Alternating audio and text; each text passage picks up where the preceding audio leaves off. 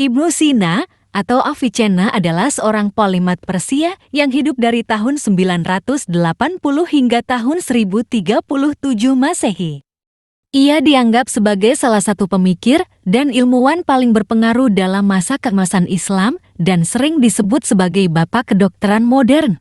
Ibnu Sina lahir di Bukhara, yang sekarang termasuk Uzbekistan, dan menerima pendidikan yang luas dalam berbagai bidang, termasuk kedokteran, filsafat, logika, matematika, dan astronomi. Dia menulis banyak karya dalam berbagai bahasa, termasuk bahasa Arab, Farsi, dan Yunani, dan karyanya mempengaruhi banyak ilmuwan dan filosof di masa selanjutnya. Karya terpenting Ibnu Sina adalah Al-Qanun fi al-Tibb, kanon kedokteran, sebuah ensiklopedia medis yang mencakup banyak topik seperti anatomi, farmakologi, dan etika kedokteran. Buku ini digunakan sebagai teks kedokteran standar di banyak negara Muslim selama berabad-abad, dan bahkan diterjemahkan ke dalam bahasa Latin dan digunakan di seluruh Eropa. Selain itu, Ibnu Sina juga menulis banyak karya dalam bidang filsafat, termasuk Al-Shifa Tehyaling dan kitab Al-Najat The Book of Salvation. Karya-karyanya dalam filsafat dan logika sangat berpengaruh dalam pengembangan pemikiran Barat. Ibnu Sina juga merupakan seorang dokter dan menjabat sebagai tabib di berbagai kota, termasuk Bukhara, Hamadan, dan Isfahan. Meskipun dia meninggal pada usia 57 tahun, karya-karyanya tetap menjadi perhatian dalam bidang kedokteran, filsafat, dan sains di seluruh dunia hingga saat ini. Ibnu Sina menulis banyak karya dalam berbagai bidang, termasuk kedokteran, filsafat, matematika, astronomi, dan logika. Beberapa karya terpentingnya meliputi 1. Al-Qanun fi al-Tibb, kanon kedokteran, sebuah ensiklopedia medis yang menjadi salah satu karya terbesarnya. Buku ini mencakup banyak topik, termasuk anatomi, farmakologi, dan etika kedokteran, dan digunakan sebagai teks kedokteran standar di banyak negara Muslim selama berabad-abad. Buku ini kemudian diterjemahkan ke dalam bahasa Latin dan digunakan di seluruh Eropa. 2. Al-Shifa Tehyaling, sebuah karya filsafat yang membahas berbagai topik, termasuk ontologi, teologi, logika, dan metafisika. Buku ini sangat berpengaruh dalam pengembangan pemikiran Barat dan menjadi dasar dari beberapa karya filsafat yang terkenal, termasuk Summa Theologica oleh Santo Thomas Aquinas. 3. Kitab Al-Najat The Book of Salvation, sebuah karya filsafat yang membahas topik seperti ontologi, psikologi, dan teologi. Buku ini juga sangat berpengaruh dalam pengembangan pemikiran Barat. 4. Danasnamaya alai The Book of Knowledge, sebuah ensiklopedia yang membahas berbagai topik, termasuk sejarah, geografi, matematika, dan astronomi. 5. Kitab Al-Isyarat wa Al-Tanbihat Book of Directives and Remarks, sebuah karya filsafat yang membahas topik-topik seperti epistemologi, metafisika, dan teologi. Karya-karya Ibnu Sina sangat penting dalam perkembangan ilmu pengetahuan dan pemikiran di dunia Islam dan Barat. Karya-karyanya dalam bidang kedokteran, filsafat, dan sains telah mempengaruhi banyak ilmuwan dan filosof di seluruh dunia. Detail dari buku Al-Qanun fi al-Tibb adalah: Al-Qanun fi al-Tibb, kanon kedokteran, adalah sebuah ensiklopedia medis yang ditulis oleh Ibnu Sina Avicenna pada abad ke-11. Buku ini mencakup banyak topik medis dan menjadi salah satu karya terbesarnya. Beberapa detail dari buku ini adalah: 1. Struktur Al-Qanun fi al-Tibb terdiri dari 5 buku. Buku pertama membahas tentang prinsip-prinsip dasar kedokteran, sementara buku kedua hingga keempat membahas tentang penyakit dan pengobatannya. Buku kelima membahas tentang obat-obatan dan makanan. 2 topik. Buku ini mencakup berbagai topik medis, termasuk anatomi, fisiologi, farmakologi, etika kedokteran, dan bahkan psikologi. Ibnu Sina juga membahas tentang penyakit tertentu dan cara mengobatinya, serta memberikan penjelasan tentang obat-obatan dan makanan yang sehat. 3. Metode Ibnu Sina menggunakan metode ilmiah dalam bukunya. Dia menggabungkan pengamatan klinis dengan pengetahuan teoritis untuk membuat diagnosa dan meresepkan pengobatan. Buku ini juga memperkenalkan banyak konsep dan teknik medis yang baru pada masanya. 4. Pengaruh Al-Qanon Fi'al-Tibb menjadi sangat populer di dunia Islam dan digunakan sebagai teks kedokteran standar selama berabad-abad. Buku ini kemudian diterjemahkan ke dalam bahasa Latin dan digunakan di seluruh Eropa pada abad ke-12 dan ke-13. Banyak penemuan medis modern juga didasarkan pada pengetahuan yang ditemukan dalam buku ini. 5. Kritik Meskipun Al-Qanon Fi'al-Tibb menjadi sangat populer, buku ini juga mendapat kritik dari beberapa kalangan. Beberapa orang menuduh bahwa buku ini terlalu teoretis dan tidak mencakup pengalaman klinis yang cukup.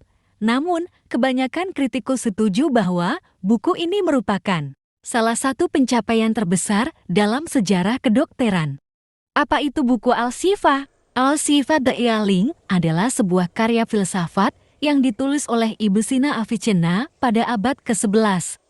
Buku ini sangat berpengaruh dalam pengembangan pemikiran Barat dan menjadi dasar dari beberapa karya filsafat yang terkenal, termasuk Summa Theologica oleh St. Thomas Aquinas. Teks berikut adalah beberapa penjelasan tentang buku Al-Shifa. 1. Isi. Buku ini membahas berbagai topik filsafat, termasuk ontologi, teologi, logika, dan metafisika. Ibnu Sina menggunakan pendekatan rasional dalam bukunya dan mencoba untuk memahami alam semesta dengan menggunakan akal budi dan penalaran. Buku ini terkenal karena mengembangkan konsep ontologi, yang dikenal sebagai hierarchy of being atau tahap-tahap eksistensi. 2. Struktur. Al-Shifa terdiri dari 4 bagian. Bagian pertama membahas tentang logika, bagian kedua membahas tentang metafisika, bagian ketiga membahas tentang ilmu pengetahuan, dan bagian keempat membahas tentang teologi. 3.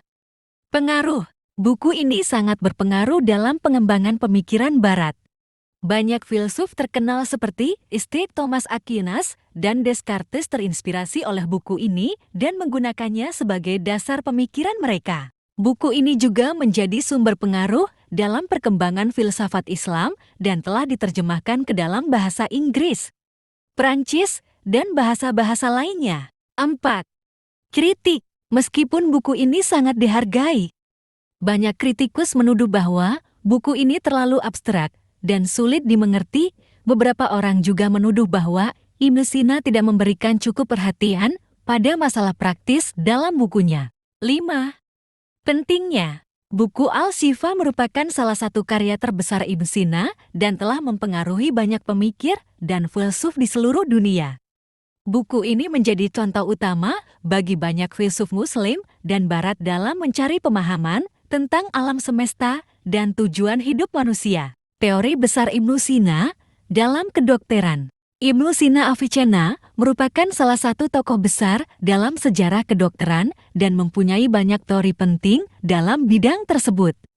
Berikut adalah beberapa teori besar Ibnu Sina dalam kedokteran. 1.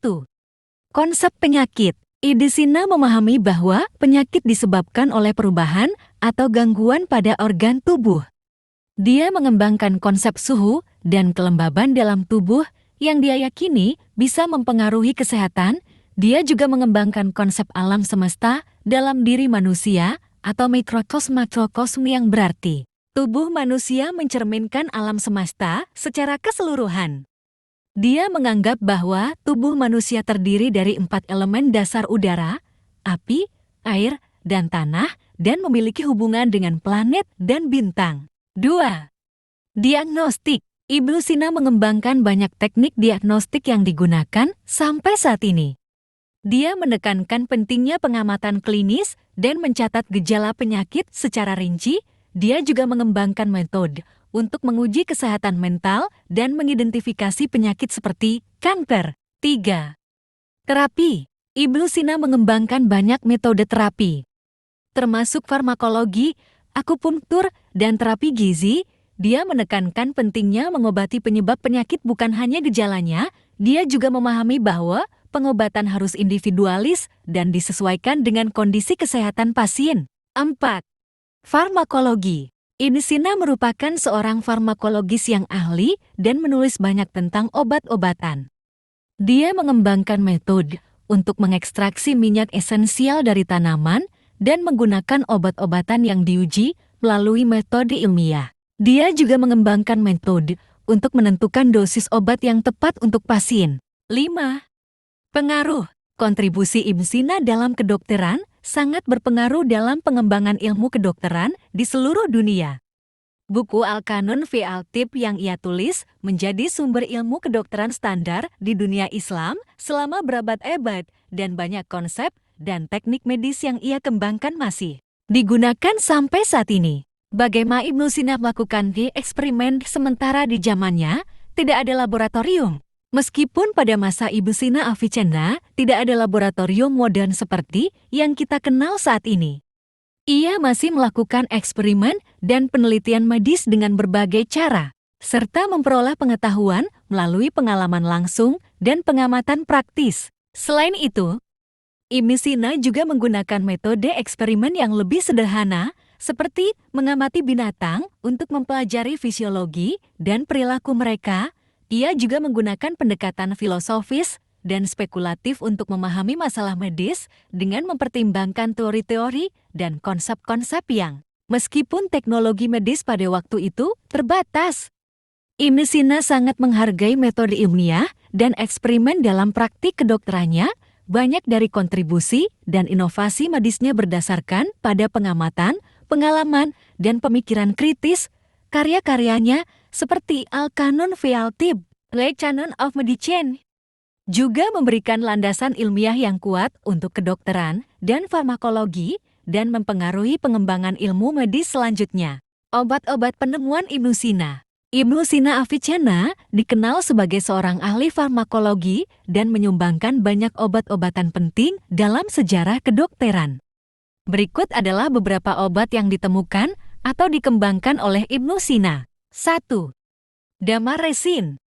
Mumi Al-Qahirah. Ibnu Sina menggunakan damar resin untuk memperlambat pernapasan dan mengobati batuk dan sakit tenggorokan. 1.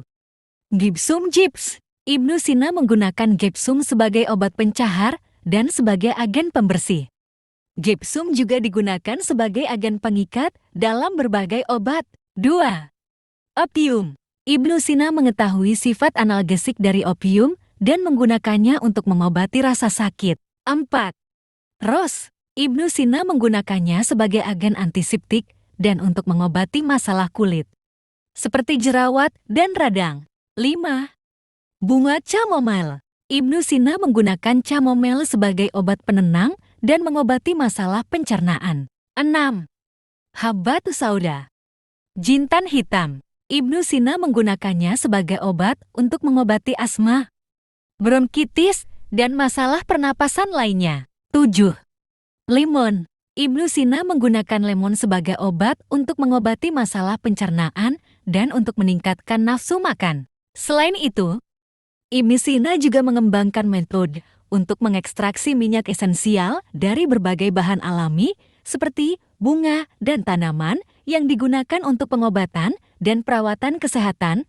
Karya farmakologinya, Al-Qanun fi Al-Tibb, Le Canon of Medicine, yang terkenal di seluruh dunia, berisi penjelasan rinci tentang obat-obatan yang digunakan pada saat itu dan memberikan landasan ilmiah yang kuat untuk pengembangan farmakologi dan pengobatan selanjutnya. Sadarkah Anda?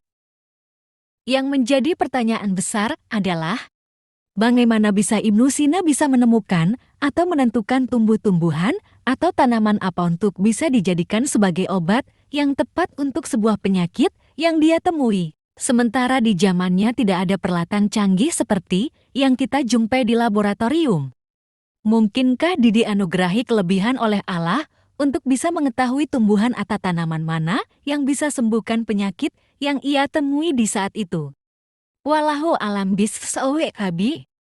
Jangan lupa untuk share dan subscribe channel ini ya.